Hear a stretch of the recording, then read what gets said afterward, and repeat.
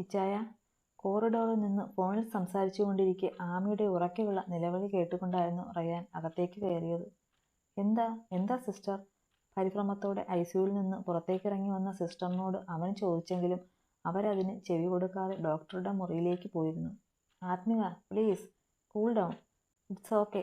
കയ്യിൽ കുത്തിയിരുന്ന കാനിലൊക്കെ വലിച്ചൂരി ബെഡിൽ എണീറ്റിരുന്ന് ഒരു പ്രാന്തിയെ പോലെ അലറിക്കരയുന്ന ആമിയെ അനുനയിപ്പിക്കാൻ ശ്രമിച്ചുകൊണ്ട് ഡോക്ടർ ഗൗരി അവളുടെ കയ്യിൽ പിടിച്ചെങ്കിലും ആമി അവരെ കൈ തട്ടി മാറ്റി വീണ്ടും അലറിക്കരഞ്ഞു.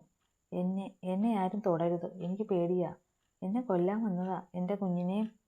ഇച്ചായ, അവൾ ഭയത്തോടെ ചുറ്റും നോക്കിക്കൊണ്ട് പറഞ്ഞു. ആത്മിക, നോക്കിയേ, ഇവിടെ ആരും തന്നെ ഒന്നും ചെയ്യില്ല. ഇത് ഹോസ്പിറ്റലാ.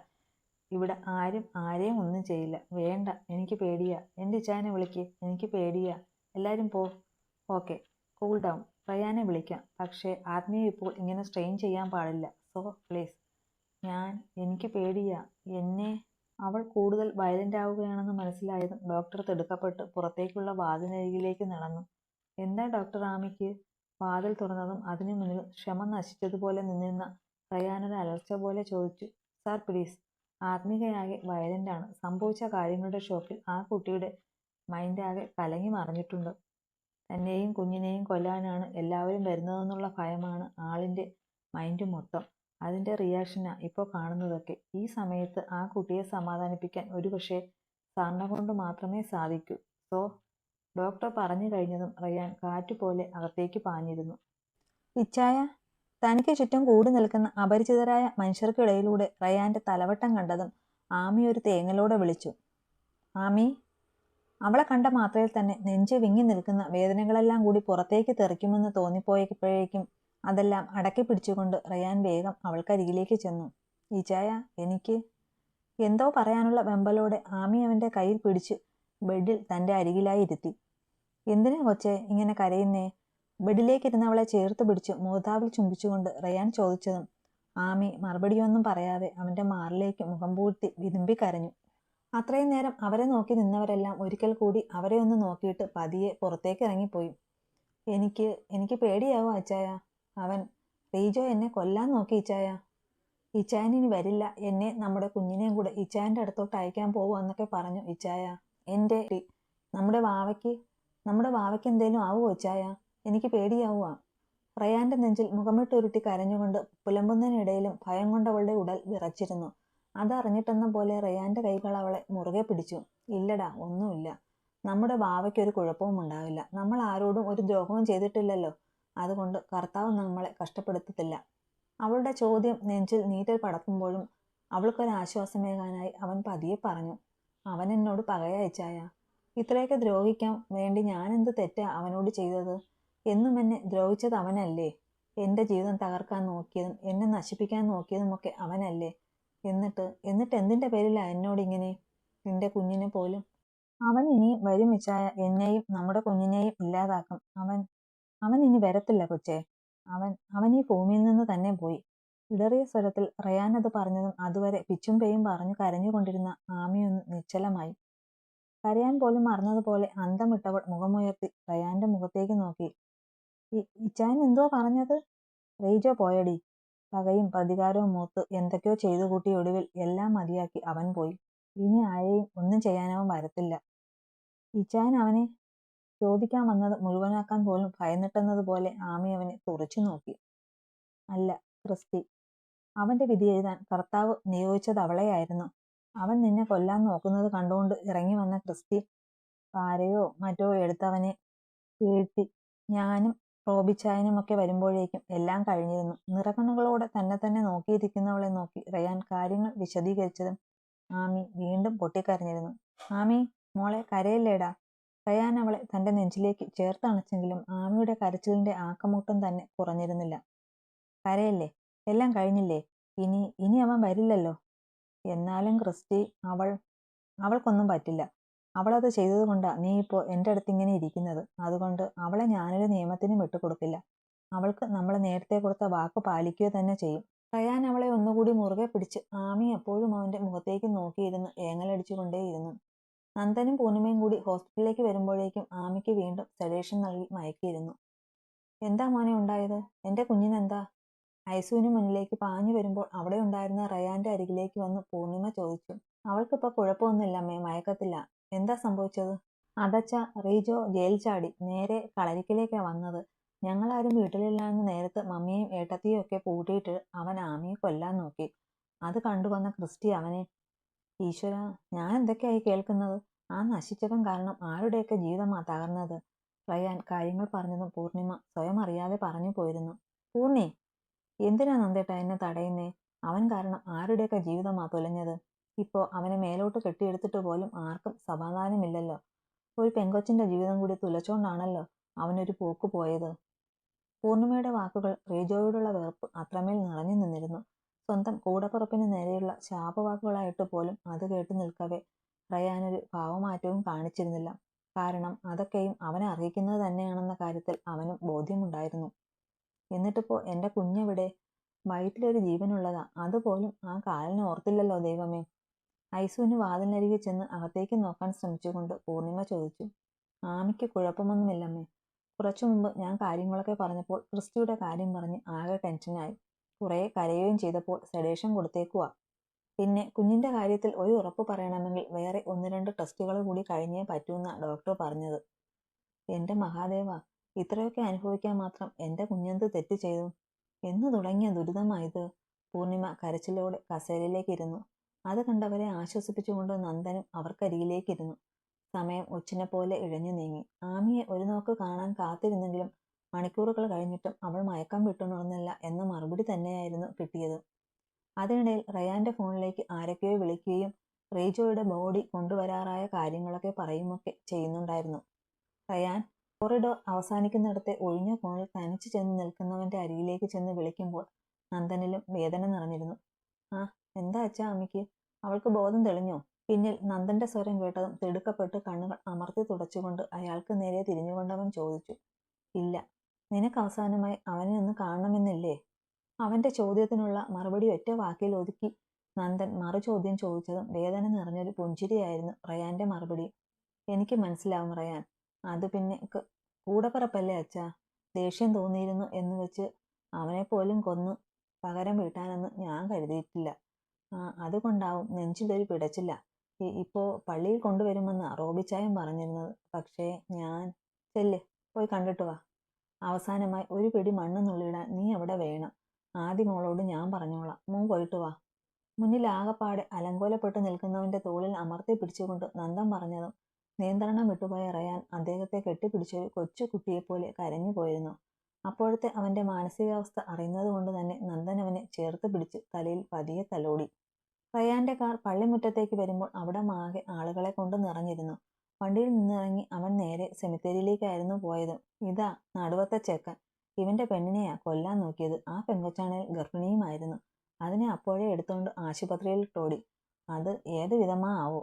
ആളുകൾക്കിടയിലൂടെ നടന്നു നീങ്ങുന്നവരെ കണ്ട് ആരൊക്കെയോ അടക്കം പറഞ്ഞു.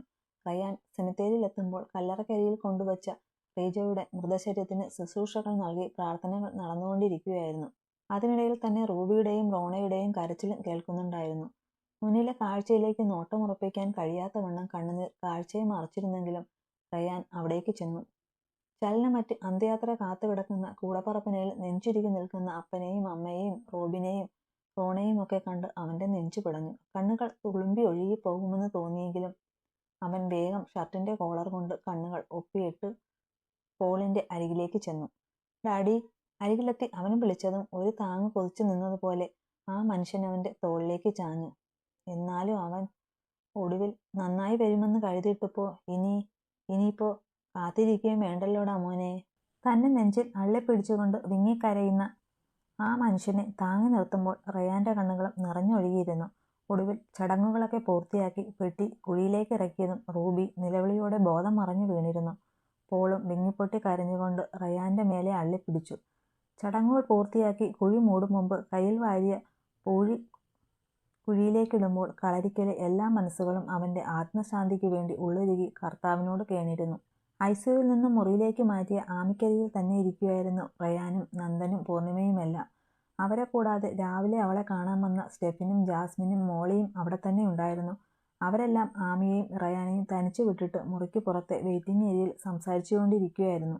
കളരിക്കലിൽ നിന്ന് എല്ലാവരും വിളിച്ച് കാര്യങ്ങൾ തിരക്കാറുണ്ടെങ്കിലും റൂബിയും പോളുമൊക്കെ ആകെ തകർന്ന മട്ടിലായിരിക്കുന്നത് കൊണ്ട് മറ്റുള്ളവരെല്ലാം അവർക്കൊപ്പം വീട്ടിൽ തന്നെയായിരുന്നു. ജെസ്സിയും റോണയുമൊക്കെ ഹോസ്പിറ്റലിലേക്ക് വരാൻ നിർബന്ധം പിടിച്ചെങ്കിലും ആമയ്ക്കിപ്പോൾ കുഴപ്പമൊന്നുമില്ല, അവരിപ്പോൾ വീട്ടിലാണ് വേണ്ടതെന്നും റയാൻ പറഞ്ഞതുകൊണ്ട് മാത്രം അവിടെ നിൽക്കുമായിരുന്നു അവർ. നേരം ഒരുപാടായല്ലോ, കൊച്ചിങ്ങനെ ഇരിക്കാൻ തുടങ്ങിയിട്ട്, എന്നേലും കഴിക്കാൻ കൊടുക്കണ്ടായോ? ഓരോ കാര്യങ്ങൾ സംസാരിച്ചിരിക്കുന്നിടയിൽ മോളി പൂർണിമയോട് ചോദിച്ചു. ഞാൻ എന്താ ചെയ്യാനാ ചേച്ചി? രാവിലെ റയാൻ നിർബന്ധിച്ചപ്പോൾ ഏതാണ്ട് കഴിച്ചതാ. കുറച്ചു മുന്നേ ഞാൻ ചെന്ന് പറഞ്ഞതാ വല്ലതും കഴിക്കാൻ. വേണ്ടാന്നും പറഞ്ഞ് തറതട്ടയിൽ നിന്ന പിന്നെ എന്നാ ചെയ്യാനാ? കഴിക്കാൻ വേണ്ടെങ്കിൽ ഒരു ജ്യൂസേലും കുടിക്കാൻ പറഞ്ഞാൽ കേൾക്കണ്ടേ? ടെസ്റ്റ് റിസൾട്ട് വന്നാലേ കഴിക്കുന്ന ഒറ്റ വാശിയിലിരിക്കുക. ഓർക്കുമ്പോൾ എൻ്റെ ചങ്ക് പൊട്ടുവാ ചേച്ചി. പക്ഷേ ഞാനെന്ത് ചെയ്യാനാ? എല്ലാം ആ നശിച്ചവൻ കാരണമാ. മരിച്ചവരെ ശവിക്കുകയും കുറ്റപ്പെടുത്തുകയും ഒന്നും ചെയ്തതെന്നാ പറയുന്നത്. പക്ഷേ എൻ്റെ കുഞ്ഞിനെ ഇങ്ങനെ കൊല്ലാക്കൊല്ല ചെയ്ത അവനെ ഞാൻ എൻ്റെ മരണം വരെ ശപിക്കും. ആത്മാവെന്നുണ്ടെങ്കിൽ അതിനു പോലും ശാന്തി കിട്ടരുത്. അവൻ ഗതി കിട്ടാതെ അലയും. നെഞ്ചുരുകുന്ന വേദനയോടെയുള്ള പൂർണിമയുടെ വാക്കുകൾ കേട്ടിരിക്കുമ്പോൾ ജനിച്ച നാൾ മുതൽ തൻ്റെ കൺമുന്നിൽ വളർന്ന കുഞ്ഞെന്ന നിലയ്ക്കുള്ള സ്നേഹമോ സഹതാപമോ ഒക്കെ റീജോയോട് തോന്നിയെങ്കിൽ പോലും അവൻ്റെ ചെയ്തികൾ മൂലം ഹൃദയം മുറിഞ്ഞിരിക്കുന്ന ആ അമ്മയെ തടയാൻ കരുത്തില്ലാത്തതുപോലെ തല കുനിച്ചിരുന്നതേയുള്ളൂ മോളി. അവസാനമായിട്ട് ആമയ്ക്കൊരു ടെസ്റ്റിന് കൊടുത്തിട്ട് അതിൻ്റെ റിസൾട്ട് കാത്തിരിക്കുകയായിരുന്നു എല്ലാവരും. ഈ ടെസ്റ്റിൽ കൂടി പ്രശ്നങ്ങളൊന്നുമില്ലെങ്കിൽ അവളുടെ ഉള്ളിലുള്ള കുഞ്ഞ് സേഫ് ആണെന്ന് ഡോക്ടർ പറഞ്ഞെങ്കിലും മറിച്ചായാലുള്ള ആമിയുടെ അവസ്ഥയോർത്ത് എല്ലാവരും ഭയത്തിൻ്റെ മുൾമുനയിൽ തന്നെയിരുന്നു. ആമി. ബെഡിൽ മലർന്നു കിടക്കുന്ന തൻ്റെ നെഞ്ചിലേക്ക് പറ്റിച്ചേർന്ന് ഒരു കൊച്ചു കുഞ്ഞിനെ പോലെ ചുരുണ്ടുകൂടി കിടക്കുന്ന പെണ്ണിനെ പതിയെ തലോടിക്കൊണ്ട് റയാൻ വിളിച്ചു.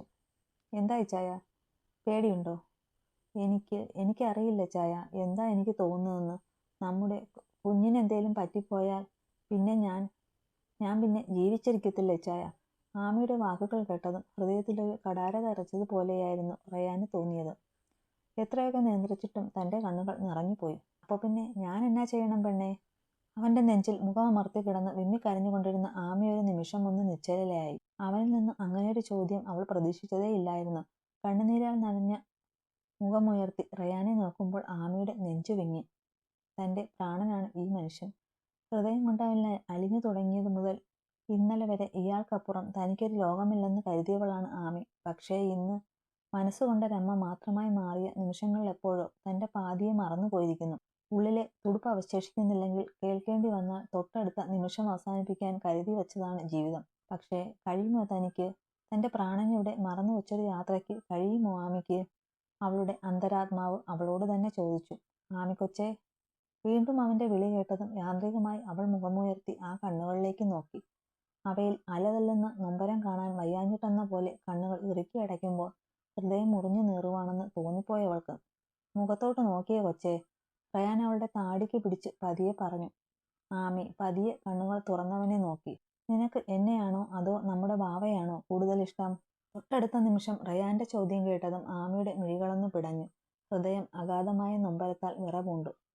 ഇച്ചായ. അവളുടെ അധരങ്ങൾ വിറച്ചു. പറ, ആരെയാ കൂടുതൽ ഇഷ്ടം? എനിക്കറിയുന്നില്ല ഇച്ചായ. ആമി എങ്ങനെയൊക്കെയോ പറഞ്ഞൊപ്പിച്ചെങ്കിലും അവളുടെ കണ്ണുകൾ കവിഞ്ഞൊഴുകിക്കൊണ്ടേയിരുന്നു. കാരണം അത്തരമൊരു ചോദ്യത്തെ നേരിടേണ്ടി വരുമെന്നോ അങ്ങനെയൊരു തൂക്കനോട്ടം വേണ്ടി വരുമെന്നോ അവൾ സ്വപ്നത്തിൽ പോലും കരുതിയിരുന്നില്ലല്ലോ. പക്ഷേ എനിക്കറിയാം ആമി, ഈ നിമിഷം നീയോ നിന്റെ വയറ്റിൽ കിടക്കുന്ന നമ്മുടെ വാവയോ എന്നൊരു തലം വന്നാൽ എൻ്റെ ആദ്യത്തെ പ്രയോറിറ്റി നീ എന്ന് തന്നെയായിരിക്കും. കാരണം ഇന്ന് ഞാൻ നിന്നോളം ഒന്നിനെയും സ്നേഹിക്കുന്നില്ല ആമി. എൻ്റെ ജീവനും ജീവിതവുമെല്ലാം നീയാണ്. റയാനത് പറഞ്ഞതും അവൻ്റെ ഉടലിനെ വരിഞ്ഞു മുറുക്കിക്കൊണ്ട് അലറിക്കരഞ്ഞിരുന്നു ആമി. അവളുടെ ആ കണ്ണുനീര് ഹൃദയത്തെ പൊള്ളിച്ചെങ്കിലും റയാൻ വെറുതെ അവളെ ചേർത്തു പിടിച്ചതേയുള്ളൂ. അവൻ നെഞ്ചിനുള്ളിൽ അമർത്തി വച്ചേക്കുന്ന നൊമ്പരമെല്ലാം പെയ്തൊഴിയട്ടെ എന്ന് കരുതിയായിരുന്നു ഈ മൗനം. നിമിഷങ്ങൾ കൊഴിഞ്ഞു തീർന്നുകൊണ്ടിരുന്നു. സാവധാനം ആമിയിലെ തേങ്ങലുകൾ നേർത്തു വന്നു. കരയിക്കാനും വേദനിപ്പിക്കാനും ഒന്നും പറഞ്ഞതല്ല ആമി, നിന്നെ എനിക്ക് നഷ്ടപ്പെടാതിരിക്കാൻ വേണ്ടി പറഞ്ഞതാ. റയാൻ അവളുടെ നെറുകയിൽ മുകർന്നുകൊണ്ട് പറഞ്ഞതും ആമി ഒന്നുകൂടി തേങ്ങി. പക്ഷേ അവൻ അവളെ നെഞ്ചിലേക്ക് ചേർത്ത് മുറുകെ പുണർന്നു. അവൻ്റെ ചുണ്ടുകൾ വീണ്ടും അവളുടെ നെറ്റിയിൽ പതിഞ്ഞു. കർത്താവ് നമ്മളെ കൈവിടത്തില്ല കൊച്ചേ. എന്നാൽ ചിലപ്പോൾ അരുതാത്തത് വല്ലതും സംഭവിച്ചു പോയാലും എനിക്ക് എൻ്റെ കൊച്ചു വേണ്ടാത്തതൊന്നും ചിന്തിച്ചേക്കരുത്. ഇച്ചായനെ മറന്നു കളഞ്ഞേക്കരുത്. നീ ഇല്ലെങ്കിൽ പിന്നെ ഞാനും ഉണ്ടാവില്ലെന്ന ഓർമ്മ വേണം കേട്ടോ. നെഞ്ചമാർത്ത് കരയുമ്പോഴും ആമി വെറുതെ ഒന്ന് മൂളി. പക്ഷേ അവനേക്കാളേറെ നെഞ്ചുരുകി ഒന്ന് കരയാൻ പോലും കഴിയാതെ ഉള്ളു പൊള്ളിക്കിടക്കുന്നവനെ അവൾ അറിയുന്നുണ്ടായിരുന്നില്ല. പാവേ, അപ്പയോട് പുറത്തേക്കണേടാ. അപ്പയുടെ ജീവനാ നീ. എൻ്റെ പൊന്നിനെ അപ്പയ്ക്ക് വേണ്ടെന്ന് വിചാരിച്ച് പിണങ്ങി തിരിച്ചങ്ങ് പോവുകയൊന്നും ചെയ്തേക്കലടാ പൊന്നെ. പൊന്നിൻ്റെ അമ്മയുടെ ചങ്ക് പൊട്ടുന്നത് കണ്ട് നിൽക്കാൻ അപ്പയെ കൊണ്ട് പറ്റുന്നില്ലടാ. അവളെ നഷ്ടപ്പെട്ടു പോകുമെന്നുള്ള പേടി കൊണ്ട് അപ്പ പറഞ്ഞു പോയതാ. നിങ്ങൾ രണ്ടുപേരും ഉയരാ കണ്ണാ. അമ്മയെ സങ്കടപ്പെടുത്താതെ ഇങ്ങ് വന്നേക്കണേ പൊന്നാ. ആമി പോലും അറിയാതെ അവളുടെ കുഞ്ഞു വയറിൽ തഴുകിക്കൊണ്ട് ഉള്ളിൽ മന്ത്രിക്കുമ്പോൾ റയാന്റെ കണ്ണുകൾ നിറഞ്ഞൊഴുകി.